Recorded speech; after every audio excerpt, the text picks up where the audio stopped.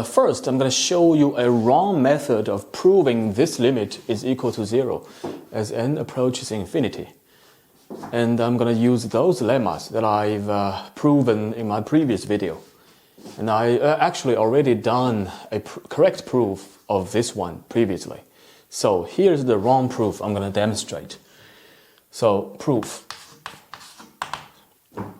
Because we have a continuous function inside our integral, therefore I can use the mean value theorem of integral. There exists a Kc. So Kc, where Kc is in the open interval of 0 to half pi. So that this integral can be written as, so this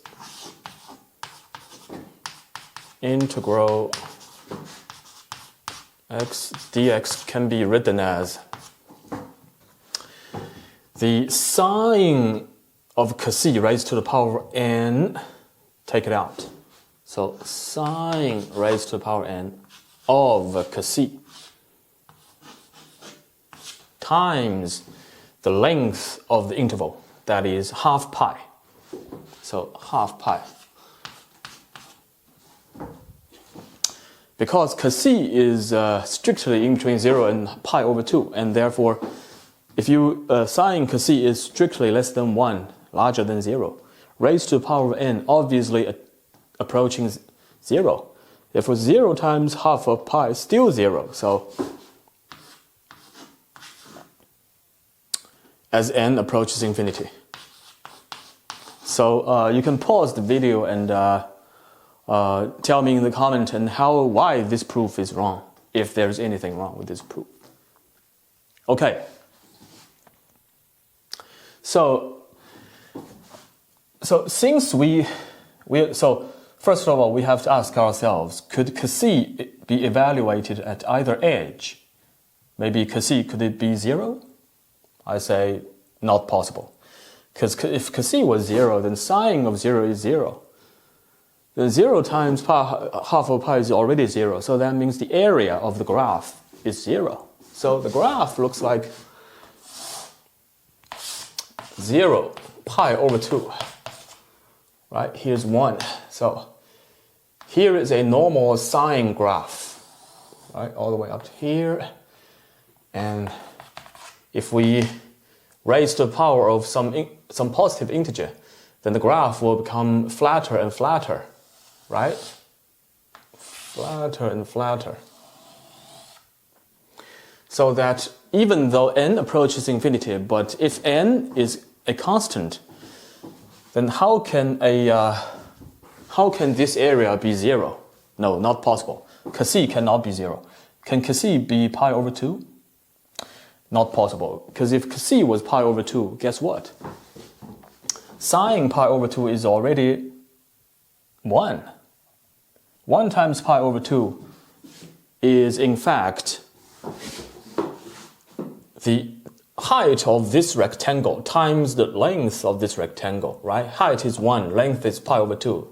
So the area of this rectangle, imagine if there is a rectangle here, is just pi over 2. How can the area under this graph be equal to the area of this rectangle? Not possible. So therefore Kc cannot be evaluated at either edges of this interval. Therefore Kc is really within this open interval. However, even though there is a Kc that exists in this open interval, we cannot straight up apply the mean value theorem of integral straight away, because sine of x is a function of itself. But guess what? Sine of x raised to the power of n is also a function. And also, for different values of n, we have different functions, right? The function of if n is equal to 2, then sine square x is a function. If n is equal to 3, then we have sine cubic function, sine cube x. They're different functions. right? So for different values of n, we in fact will get different values of Cassis, right? For example, if for sine square x, we may get a Cassis of I don't know, pi over 4, maybe. Just for example, for sine raised to the power of 3x, maybe we get a Cassis of 0.1 something, which is different from pi over 4. So in the end, we can say that Cassis must change as n changes. Therefore, it's better for us to. So that's the problem of this proof, right? It is not a fixed Cassis. It is in fact a Cassis that changes as n changes. In fact, it is almost like a function of n. In fact, let's denote Cassis the correct way. Here's the correct proof. Let's denote Cassis as Cassis of n.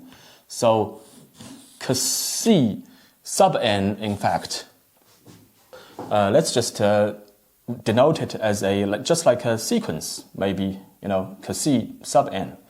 So in that case, we can now properly apply the mean value theorem of integral, of definite integral. Now this integral, let's say this integral I now can be written as pi over 2, right? That's the length of the interval, times sine raised to the power of n of Cassis sub n. That's the correct way of writing it. So in fact, I'm going to show that as n approaches infinity, Cassis sub n actually approach pi over 2. So I'm going to show. So this is actually, I'm going to show this quantity is actually the type of 1 to the power of infinity. The base is sine of Cassis of n, which approaches 1. The power is n approaches infinity. So this is called undetermined form, right? So therefore, we cannot determine that. We have to investigate it further. Okay.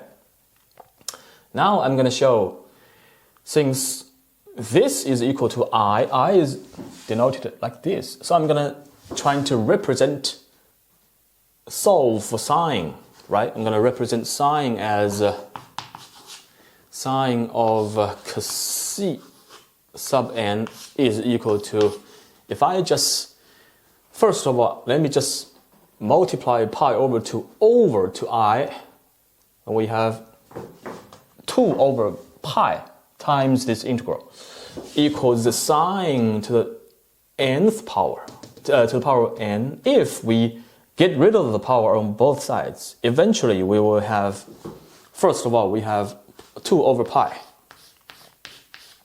times the integral sine x dx, quantity raised to the power 1 over n. Okay, so this is 1 over n. So since I know that this integral, remember f of, so sine of x is my f of x here. Remember, I've proven this lemma. If the function is continuous on this closed interval and is non-zero, is non-negative, sine x, is it continuous? Yes, on this interval, yes. Is it non-negative? Of course, non-negative. So, applying that lemma, right? So as n approaches to the power 1, so sine to the power n raised to the power 1 over n, all right, should approach 1. Should approach the maximum value of the function on that interval. So what's the maximum value of the function on this interval? I mean sine x, right? Without the power, just sine x. That's my f of x. So sine x maximum value over this interval should be 1, evaluated at this edge, right? So this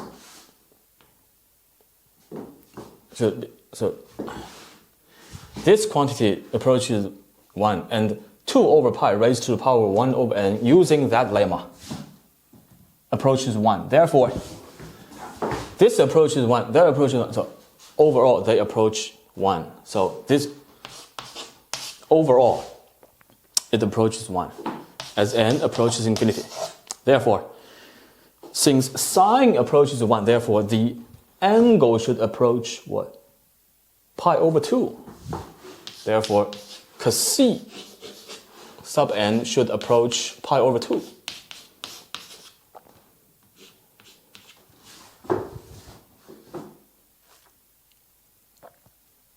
Right? So therefore, this is actually undetermined form. So the base approaches 1, power approaches infinity, so undetermined. Therefore, this proof is wrong. Okay?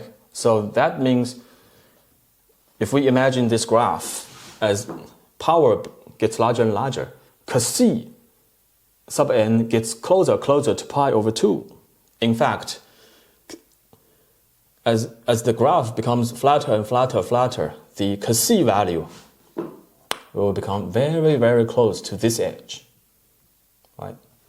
We have this strict proof here. And in my next video, I will probably look into this result, see if I can generalize the case to more kinds of functions, because I'm not just satisfied with sine of x. I want to know that if there are any other functions that satisfy some properties, some conditions, will result in the same result as n approaches infinity, the result of some other functions raised to the power n approach to 0. I want to know that.